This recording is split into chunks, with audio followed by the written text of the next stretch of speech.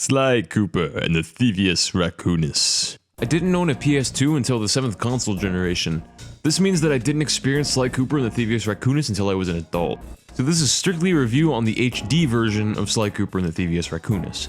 This is not a nostalgia-driven schmooze fest praising a game for being my babysitter. This is a video scrutinizing a new rendition of an older game as a standalone experience. So the basic question I guess I'm trying to answer with this video is this. As someone who has not touched the Sly Cooper series in its prime time back in the early 2000s, how highly would I recommend Sly Cooper and the Thievius Raccoonus to someone else today? Good question, self. Let's dive right into a 4-minute spiel that somehow translates into an answer for you. Sly Cooper is a pretty traditional platformer originally released for the PS2 in 2002. Considering the time in which Sly Cooper was released is not super important to enjoying the game, but I think might sway your opinion in some way, and I personally think it's just interesting. By 1996, Crash Bandicoot and Super Mario 64 had already taken the industry by storm, and a lot of other developers were trying to capitalize on the new trend that was 3D platforming games. Some developers took the genre into new and different directions to spice up the slew of platformers to come in the late 90s, such as Spyro the Dragon, Banjo-Kazooie, Ape Escape, and even the sequels to Crash Bandicoot make the first Crash Bandicoot game look like an obsolete joke, and it's so...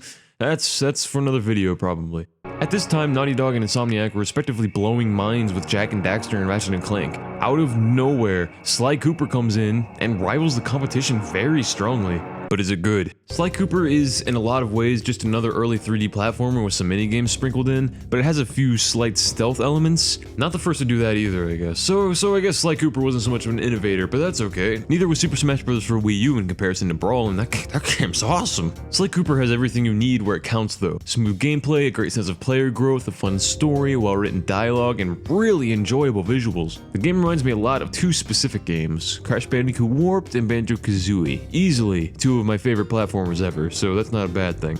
I mean, this isn't in a rip-off kind of way, just like, there's a lot of things in this game that remind me of those games. Sly Cooper challenges you with a lot of collecting in the goal of completing an ancestral book called the Thievius Raccoonus. You need to collect keys to progress the plot, which leads to resulting boss fights like in Crash Bandicoot Warped. There are a set number of hidden clue bottles to get in each stage, like all of that everything that you needed to collect in Banjo-Kazooie. You can also collect coins. Getting 9 coins gets you something very special, like in every platformer basically ever. Get 99 coins, you get an extra hit. 99 more, another extra hit. 99 more from that, on top of those, if you haven't lost those hits yet, and you get an extra life, separating Sly Cooper from the rest. A little bit, at least. Let's talk bottles.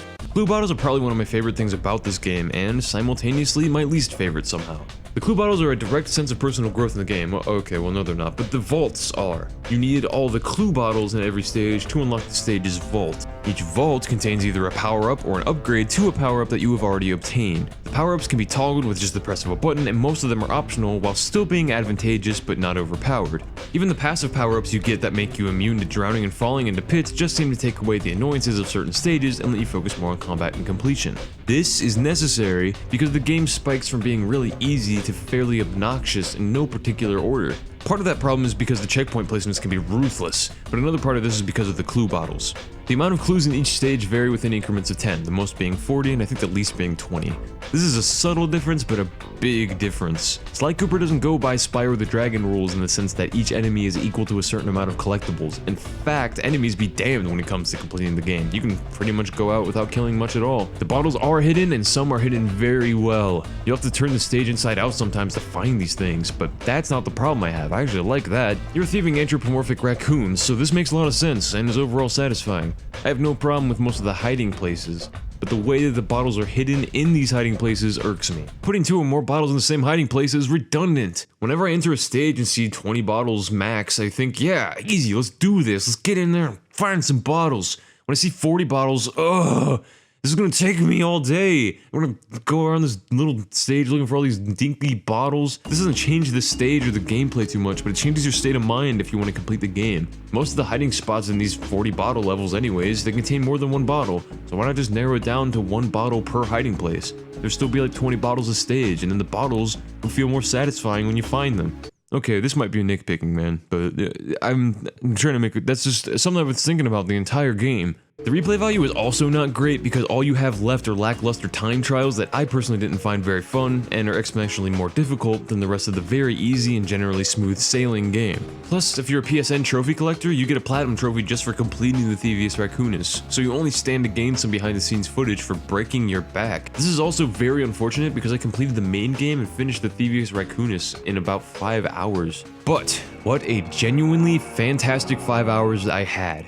There are a lot of flaws here, yes, and I didn't have time to go into the wretched sin that is the minigame section levels, or this boss, for instance, but these are all problems that don't hold a candle to the fun you have sneaking around tight ledges, platforming in risky areas, and breaking security systems to complete the goals of a bunch of cartoon animals. The game is very sleek, and the fun factor holds up to today's standards for certain. So if you're a platforming fan and don't have some form of Sly Cooper and the Thievius Raccoonus, you're doing yourself a disservice. And if you're just looking for a fun time but are too busy to play video games, well, so was I. You won't regret the 5 hours or less that you spent on Sly Cooper and the Thievius Raccoonus.